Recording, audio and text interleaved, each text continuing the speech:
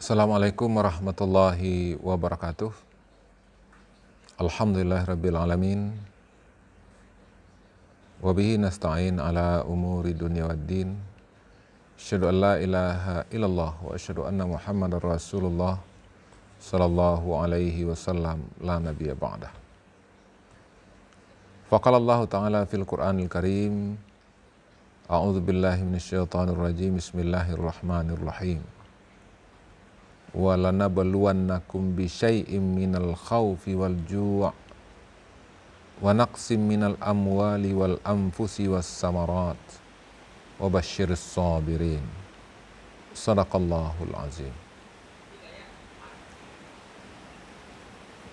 Para netizen, hadirin yang dimuliakan Allah, kembali kita bersyukur atas limpah rahmat dan karunia-Nya sehingga pada saat ini Allah pertemukan kita kembali. Mudah-mudahan kebaikan-kebaikan senantiasa bisa kita hadirkan dalam waktu-waktu yang kita jalani. Salat bering salam kita kirimkan buat junjungan besar kita Rasulullah Muhammad SAW yang merupakan contoh teladan dalam hidup dan kehidupan kita.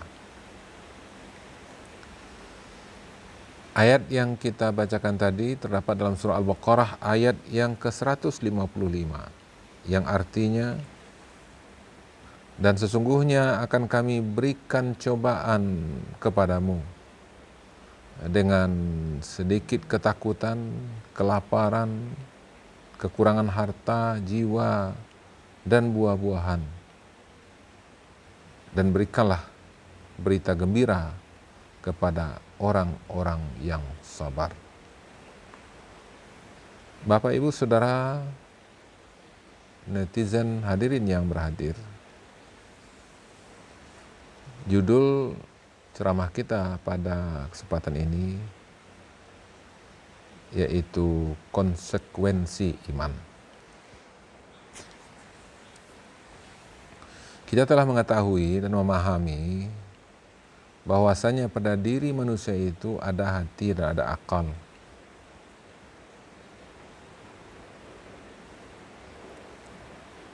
Dengan adanya hati dan adanya akal fikiran tadi, di samping fisik tentunya sebagai manusia,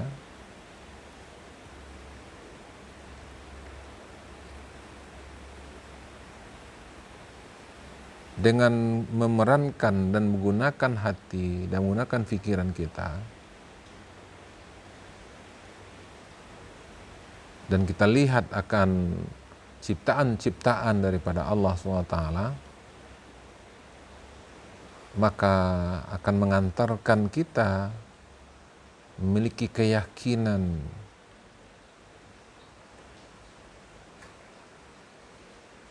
dan akan kebenaran daripada Allah Subhanahu wa Ta'ala, sehingga pada akhirnya menjadikan kita menjadi orang-orang yang beriman akan kekuasaan Allah Subhanahu wa Ta'ala, dan akan menambah keimanan kita terhadap bukti-bukti akan kekuasaan Allah Subhanahu wa Ta'ala itu.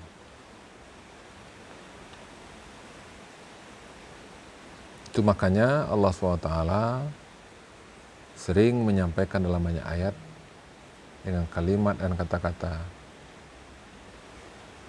afala tatadzakkarun, afala taqilun, dan yang lain-lainnya, agar kita memfungsikan akal kita dan juga memfungsikan hati kita yang pada gilirannya akan mengokohkan dan memantapkan keyakinan kita akan kebesaran Allah SWT dan akan menguatkan dan meningkatkan keimanan kita dan keyakinan kita akan kekuasaan daripada Allah SWT.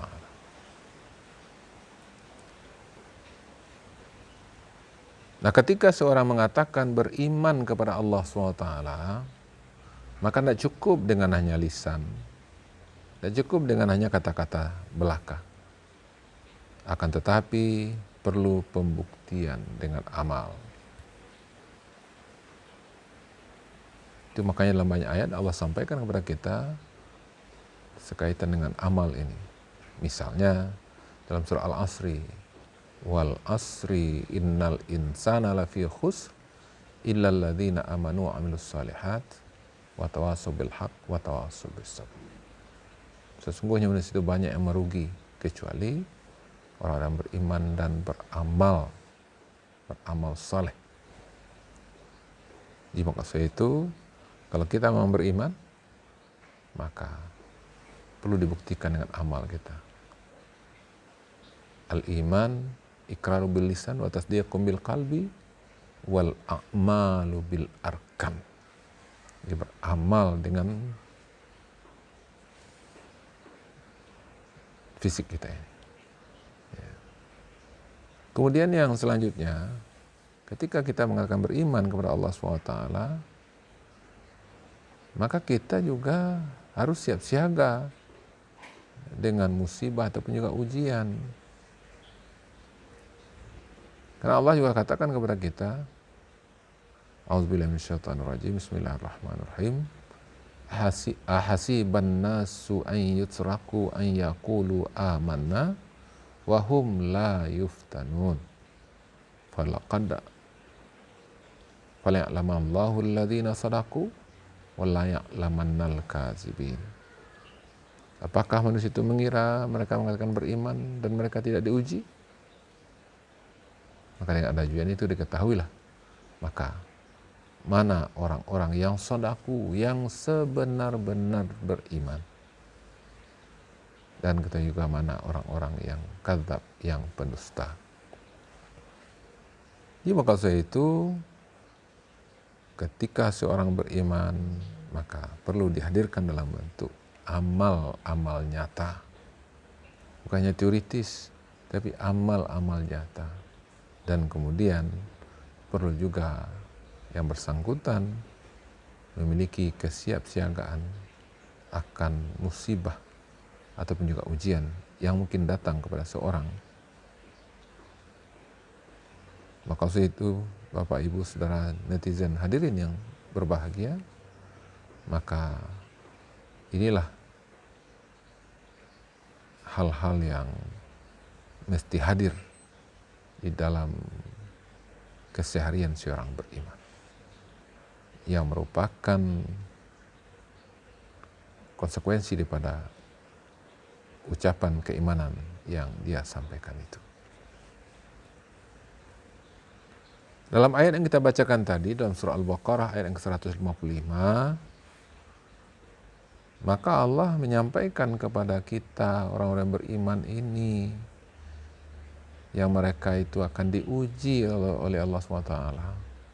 Maka dengan adanya ujian itu, maka diketahuilah mana yang sebenar-benarnya beriman dan mana yang hanya sebatas di mulut saja.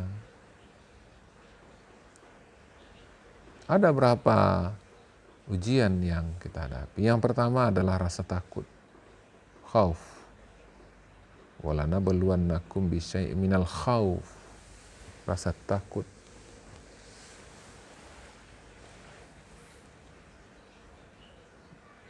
Dan rasa takut itulah manusiawi, fitrah. Ketika kita berjalan pada tengah malam, tempat yang sepi, kita sendirian, ada ketakutan dalam diri kita. Dan itu adalah merupakan batu ujian kepada kita. Apakah takut kita itu menjadi-jadi sehingga melupakan kita dengan Allah SWT, atau takut itu adalah mengingatkan kita akan kesalahan-kesalahan kita terhadap Allah SWT, sehingga takut dengan azab Allah SWT. Nah, mudah-mudahan kita termasuk orang-orang yang tahan uji dengan rasa takut. Kemudian yang kedua adalah kelaparan. Ya.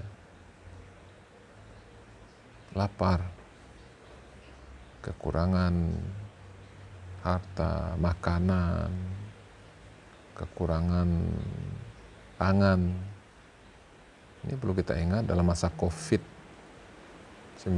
ini, ketersediaan pangan untuk selanjutnya, untuk hari-hari mendatang ini akan menjadi terancam.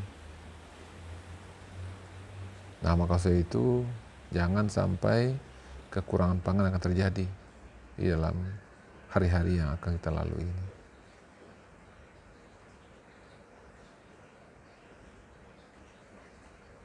Maka sebab itu dalam ayat ini kekurangan pangan adalah salah satu ujian bagi kita.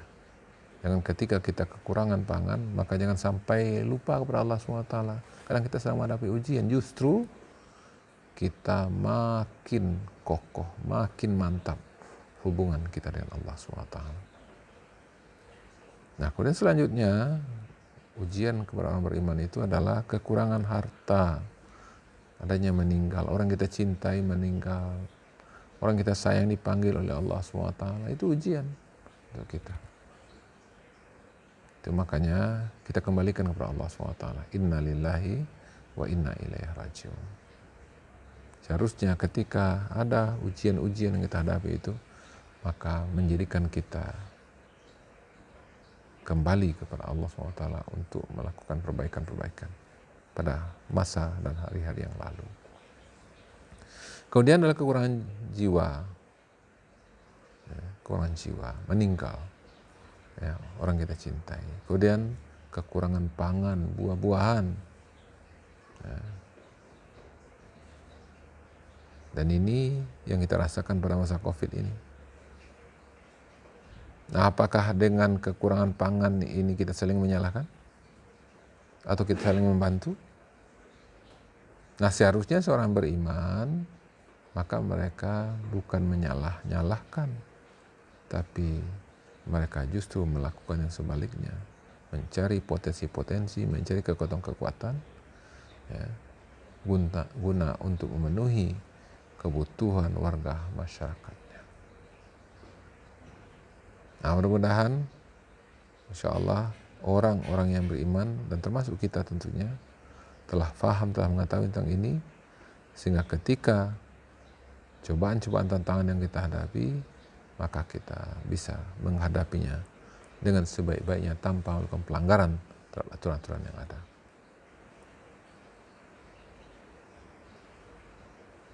Bapak, Ibu, Saudara, hadirin yang berhadir, maka situlah ketika kita menghadapi ujian itu, maka seorang muslim, seorang mukmin harus memiliki sikap. Ada dua sikap yang mesti dilakukan oleh seorang muslim.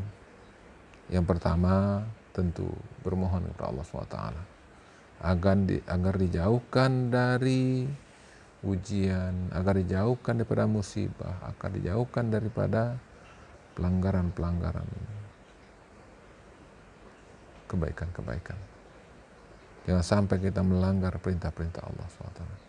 Jangan sampai melanggar daripada perintah Rasulullah SAW. Maka itu agar Allah berikan pertolongan kepada kita, maka jadikanlah sabar dan salat sebagai penolong kita. Ayo kita tingkatkan kesabaran kita kuatkan hubungan kita dengan Allah SWT, dan kemudian kita tingkatkan kesabaran kita. Dan kesabaran ini nantinya akan membimbing kita agar tetap stabil dalam menjalani cobaan-cobaan di dalam kehidupan ini. Yang selanjutnya, sikap yang kita miliki dalam menghadapi ujian dan cobaan itu kita harus berikhtiar semaksimal mungkin. Pada saat sekarang ini orang kebutuhan pangan dan kemudian produksi sedikit berjalan, nah maka itu sudah saatnya kita untuk menyampaikan kepada warga masyarakat agar mereka bisa menerima opsi yang kita sampaikan, yaitu akan membangun